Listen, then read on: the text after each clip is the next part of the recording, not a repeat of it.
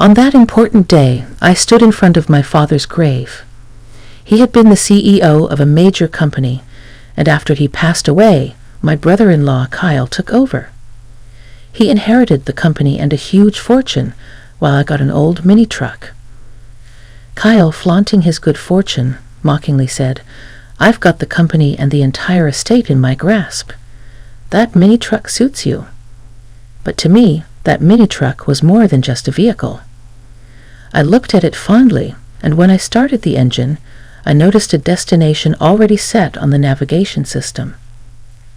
"What's this?" I wondered. With a firm yet gentle grip, I began to drive. My name is Jack Nicholson. I am a 44-year-old tutor. Now I am standing before a large coffin where my father rests peacefully. My relationship with my father had always been complicated. He built a construction company from scratch, but I chose a different path. Right after university, I left home to become a teacher, fulfilling a childhood dream. This decision led to many heated arguments, and for a long time, we barely spoke. Despite our disagreements, I never hated my father. I had my own dreams to follow, and I couldn't give them up to run the family business, even though I felt a strong duty as the eldest son. Guilt weighed on me for not meeting my father's expectations. This guilt kept me from visiting my parents' home.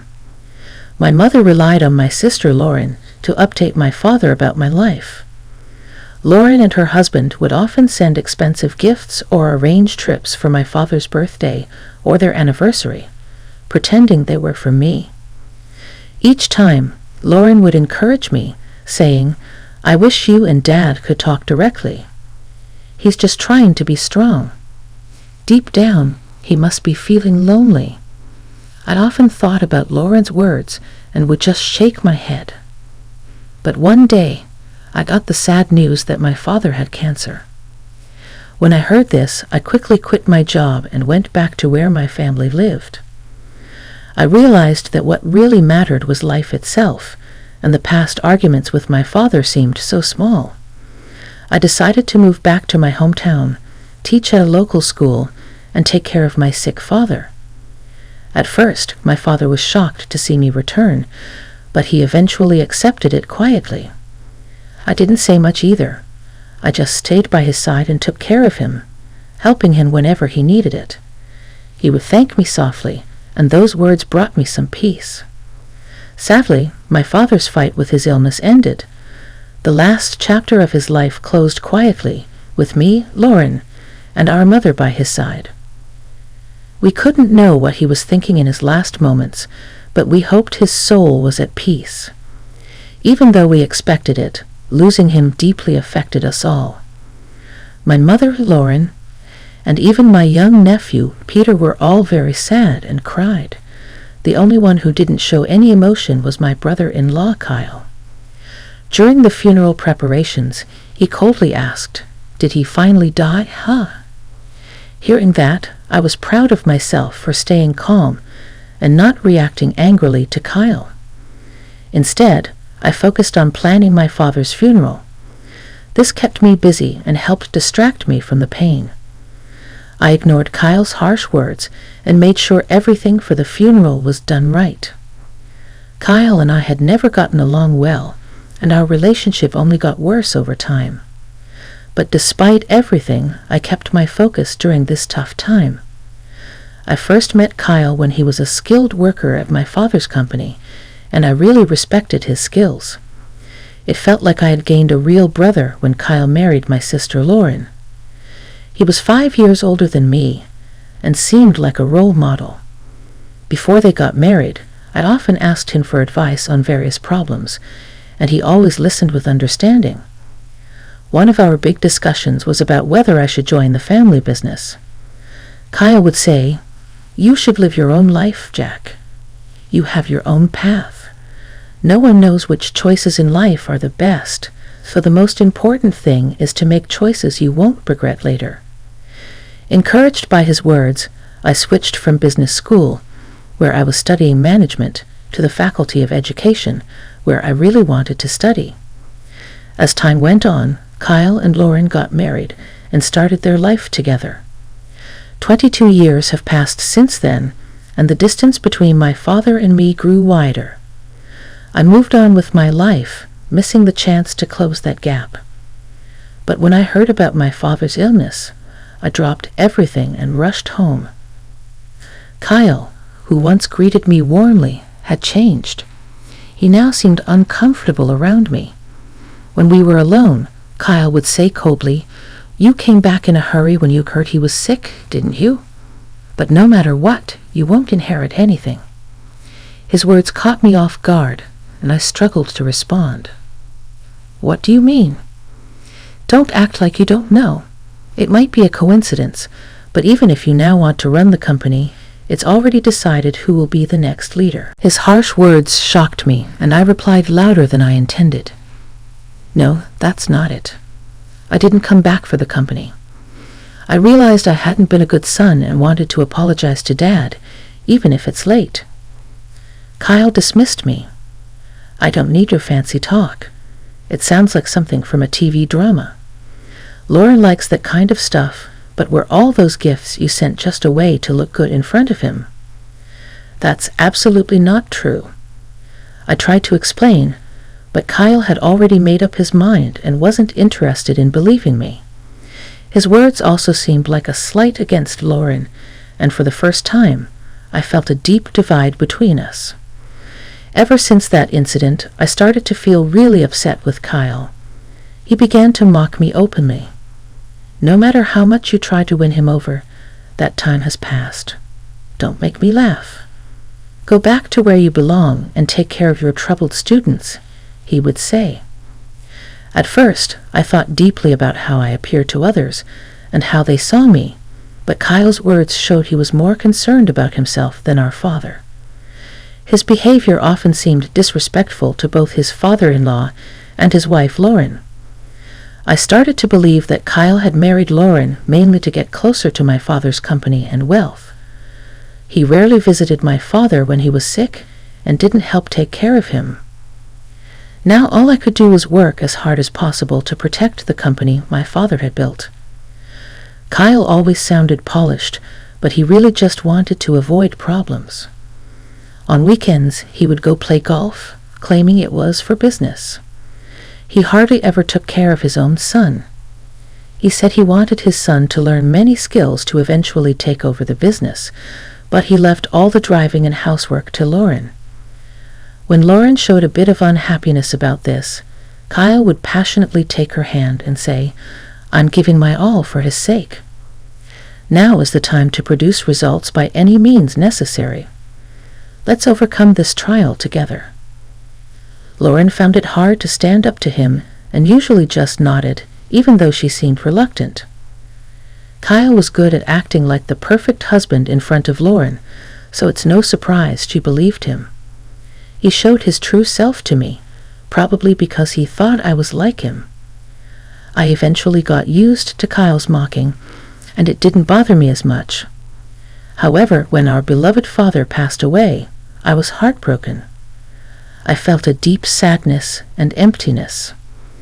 Although Kyle seemed upset about our father's worsening health, I couldn't shake the feeling that he had been waiting for this moment. This thought made me very sad and angry. After our father died, Kyle inherited most of our father's large fortune. Even though he was just a son-in-law, he had the same rights to the inheritance as Lauren and me. According to my father's will, he got most of the shares of the company and a lot of wealth. This unexpected turn of events left me speechless, even though I was my father's biological child. I had thought the inheritance would be split fairly among the three of us, but instead, Kyle got almost everything. All I received was an old mini-truck that my father once loved. In public, Kyle seemed surprised, but alone with me, he laughed and said, "You came all the way from the city to this small town, took care of Southeast day and night, and all you get is this little truck, huh? What an ironic end. Now the company is mine, and you're left with just this mini truck as your inheritance." It's like a comedy. As he left the room with a smirk, I felt empty inside, holding the mini-truck keys tightly. The cold metal made me face the harsh reality, but my family tried to cheer me up. Keep your head up. Kyle had his reasons. He didn't mean to upset you. That truck was something Dad always loved. It was his favorite vehicle. He surely cared about you. Despite their kind words, I was too hurt to respond. I knew that what you inherit doesn't measure a father's love, but the fact that Kyle, who seemed to be waiting for my father to die, got almost everything was deeply insulting. It wasn't about the money. It was the pain of seeing my father's hard work go to such a man. I felt powerless to change the situation. Clutching the truck key, I decided to take care of the mini-truck, the only thing my father left me. It seemed to hold a deeper meaning. I hoped that cleaning the truck might help me sort out my feelings. I carefully washed the truck with a hose and then sat in the driver's seat where my father used to sit. Starting the engine, I noticed something unusual on the navigation system. It was displaying a single thick blue route instead of just showing my location. That's odd. I wondered. Why is there a destination set on the navigation system? This usually only happens when a specific route is being followed. When I checked the destination on the screen, it showed only coordinates, not a specific place. I've been waiting. Jack, come in, dear, she said. Why are you here, Mom, and how come this place was set in Dad's navigation system? I asked. I will explain everything, but first come inside and relax, she replied. Following her inside, I found the interior simple yet cozy, with just the essentials. My mom made some tea and started to explain in a calm voice. Actually, this was your father's secret hideout. A hideout. I was surprised. I've never heard about Dad having a place like this. She explained, this place is our secret spot. We came here when we needed our own space, or when we wanted some peace and quiet. If we ever had a small argument, our rule was to come here to cool off. You didn't know about it, did you? I was stunned, deep in thought. I had no idea such a family rule existed. She continued, and this is something your father wanted you to have. Saying this, she handed me a brown envelope. It was slightly bulging, as if something important was packed inside. I decided to read the letter addressed to me. Jack, I have caused you a lot of trouble and made you endure unbearable hardships over the years. I am truly sorry from the bottom of my heart. The letter was filled with my father's reflections on his past mistakes and his deep gratitude towards me. He wrote, your mother often tells me that it was your choice to leave home, and a son has the right to choose his own path in life. We are both stubborn, but when you came back after I fell ill, it was a wonderful surprise for me. Although I couldn't express it well because I'm not good at showing my feelings, I am deeply grateful to you for supporting and taking care of the family. This was the first time I heard such heartfelt words from my father, and it made me very emotional. The letter also mentioned Kyle.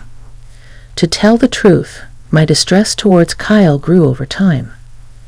He's good with words and makes people feel comfortable, but I could see his true nature. I suspected his sneaky behavior around the house was his way of trying to claim ownership. I was too tired from work and taking care of you all to notice his cunning actions, but now knowing Kyle as I do, I believe these suspicions were correct. The letter continued, I have no intention of giving the company to you, but if something unexpected happens, I have left a significant amount of money with your mother. This is to ensure that you and Lauren will not be in need. Please accept it. After finishing the letter, I looked up at my mother. She said nothing but looked at the brown envelope. I reached for it and checked its contents, confirming everything was in my mother's name. She began to speak firmly. If I transfer the accounts to you and Lauren's names, it would be considered a gift under tax laws. If it's mentioned in the will, Kyle might try to take it. Your father gave this money to me secretly while he was still alive to avoid Kyle's interference. Now I want to give it to you and Lauren as a living gift." She explained this to me, but I was still trying to understand the full impact. The amount written in the account book she showed me was huge, unlike anything I could have imagined. I had never seen so much money before. It meant a lot to me that my dad had left this for me, not because of the amount, but because it showed he really cared about me, not just Kyle, who was seen as his successor. This touched me deeply. We didn't often share deep emotional words, but I knew he always cared deeply for us. "I want everything I entrusted to your mother to be passed on to you as a thank you for all the gifts you've given me, and for that I am truly grateful," he wrote. Before I knew it, tears were streaming down my face. I couldn't hold back my emotion. For a long time, I felt that my father never really understood me, but I was completely wrong. He always understood and valued me. That's probably why he trusted me with that old mini-truck, knowing I would value it and use it well. "Mom, I really wish I could have done more for Dad," I said, feeling deep regret. But my mother comforted me with a gentle smile. She seemed to understand the regret I felt, saying, "It's natural to think you could have done more when mourning a parent, but you brought your father great joy and gave him so much love. You were his greatest pride." Hearing her words made me cry again. They also inspired me to make a firm decision. I wouldn't let the company my father built fall into the hands of someone like Kyle, who had wished for his death. I decided to quietly resist and make a careful plan without letting Kyle know I had acquired a significant fortune. The first step was to contact the corporate executives my father had trusted to build a foundation for their support. They agreed to help, supporting my desire to carry on my father's legacy. Their reactions made it clear that my father had never spoken poorly of me. Meanwhile, my mother and sister acted soothingly during the will reading, keeping Kyle's attention off me. They continued to act the same way in front of Kyle, which made him think he had succeeded and looked down on me with arrogance. Hey, do you, abandoned by your father and left a poor man, still intend to stay in this house?" He taunted. "I'm the new president now. Admit your defeat and go back home, Kyle." Kyle would say these words dismissively, waving his hand as if shooing away a small fly. Since becoming CEO, Kyle's arrogant attitude created a tense atmosphere in the company. Despite his high position, he ignored his duties and became rude to his staff, causing many skilled employees to leave unhappy with his leadership. Kyle didn't question his approach and remained overly confident. "Those who can't grasp my superior vision might as well quit immediately," he would say in public, making decisions without listening to anyone else. As problems in the company increased, Kyle enjoyed spending money and living lavishly while his passion for the business seemed to disappear. When I first met him, he seemed like a great person, skilled, and even my dad liked him. How had he changed so much? She cried every night, hiding her tears from the children. I couldn't just watch the company fall apart. I was quietly planning my next move. The day came when I acted. I left home early and waited at the office for Kyle. When he walked into the president's office, he was shocked to see me sitting there. "What the hell are you doing? Why are you sitting there? Get this person out of here," he demanded. "The one who should be leaving is you," I replied calmly. "What are you talking about? Have you lost your mind?" Kyle looked at me as if I were an annoying insect. Using the assets our father left us, I had bought the majority of the company's shares. An extraordinary general meeting of shareholders was held, and you were officially removed as president. "Kyle, I'm sorry to say, but you are no longer the president of this company." "Wait just a minute," he stammered, confused and repeating words that made no sense. "Don't you understand? I now control 2/3 of this company's shares. You thought the inheritance was just an old mini-truck, but that truck turned into money in an unexpected way, I said. Kyle tried to dig into details about the hideaway, but I avoided his questions and changed the subject, which only made him more upset. The game is over. Leave this place immediately, I told him calmly and handed him several documents. As Kyle looked through them, his face went white. "What is this?" he asked. "These are the minutes from the extraordinary general meeting of shareholders, and this other document is your dismissal notice," I explained. Kyle became very angry, crumpled the papers in his hands, and shouted, "You think this will hold up? I'll take legal action." "Go ahead with legal action. We have good reasons for our actions," I responded calmly. "What reasons?" "You've just been after the old man's wealth in this company from the start. It's nothing but jealousy," Kyle accused. "Let me ask you directly, Kyle, have you been using company assets for personal use and signing leasing contracts for your own benefit?" I asked. "What if I have? What's it to you?" Kyle replied, his face turning pale with shock. "How did you know about that?" He stammered as I listed his misconduct, like taking home computers and other appliances meant for company use. Computers and TVs that should be at the office are at your house, being used for personal things. Isn't that enough reason to act? I pressed on. Kyle frantically tried to defend himself. "Why? How do you know about that?" he asked, his lips trembling. I had been gathering information about Kyle's actions from the company's executives. After our father passed away, Kyle became more arrogant. He used to at least pretend to respect others, but as president, he began to shift his work onto others and even fell asleep in his office. This attitude caused many loyal employees who respected my father to leave, frustrated by his behavior. Upset by the situation, Kyle doubted my ability to manage, emphasizing that it was impossible for me to fulfill the role of a manager since I had never worked a day in the company. Think about it. How can someone with no experience in running a company become president? It's impossible to trust management to someone like you, Kyle argued. You're absolutely right, I agreed. I have no intention of becoming the president of this company. My sitting in this chair is just a symbolic message to you. In fact, a new president has already been elected by a different board of directors and is already carrying out their duties. Kyle was stunned.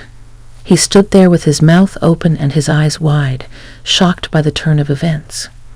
He had been sure that I was after the presidency and had schemed to replace him. As I've said many times, I'm not after the president's position. My only goal is to honor my father and protect the company he spent his life building, I explained. Who would believe such fancy talk? Kyle retorted, thinking I only cared about the wealth and status that came from our father, not his true worth. After my reply, Kyle trembled with anger for a moment, but then composed himself. Do you think this is over and you can just enjoy it? He scoffed and then stormed out of the president's office. That night, something unexpected happened. Lauren threw divorce papers at Kyle, ending their marriage. This was a result of his misconduct at the company and his eventual firing. The new president was chosen from among the directors who respected my father and were determined to protect what he built. I felt the company should be led by someone who would continue my father's legacy, a sentiment my mother and sister supported. As I coordinated Kyle's dismissal with the lawyers, Lauren was preparing for the divorce. On the day she mentioned divorce, her hurt voice filled the house with a heavy atmosphere. Why do you turn away from me now? Is it because I've lost the title of president and you've lost interest in me? Kyle asked, maintaining her calm but firm demeanor.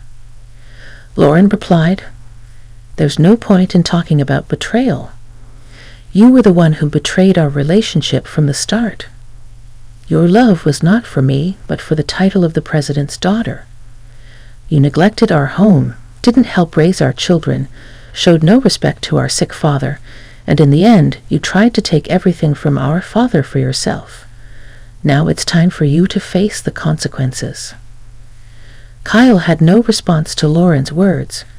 She had endured a lot, worrying about her children's futures and the fate of the company. But thankfully, the inheritance from our father gave her a solid financial base to raise her children. After the divorce, we planned to live a peaceful life away from conflict with our mother and sister. Our only concern was the possibility of retaliation from Kyle, but he was now out of funds. He had lost a lot of money to an investment scam and was even in debt. This scam involved a man pretending to be from a brokerage firm who was actually a fraudster. Kyle, swayed by convincing words, lost a significant amount. This situation shows how people can exploit those who suddenly have a lot of money. Now Kyle was suffering the financial consequences of his actions. Meanwhile, I spent fulfilling days taking care of my mother. I enjoyed a peaceful, comfortable life, continuing my work at the tutoring school. My mother and I also took great joy in caring for my nephew Peter, who was very fond of us. His presence added happiness to our daily lives. "When I grow up, I'm going to be a president like Grandpa," Peter declared, his words filled with the innocence of childhood dreams. This brought smiles to our faces and even made my mother tear up with emotion. Lauren and I exchanged knowing looks, our smiles reflecting warmth and understanding. "You might say that now, but I wouldn't be surprised if you want to become a teacher when you're in college," I teased him gently, reflecting on similar past statements, which made everyone laugh. "But I'm not very good at studying, so maybe I won't make a good teacher," he said seriously, furrowing his brow. His earnestness made this even more endearing and prompted more laughter, this time filled with affection. In that moment, filled with an overwhelming sense of happiness, we realized we were truly living in the present, enjoying our family unity and ready to face whatever the future might bring forth.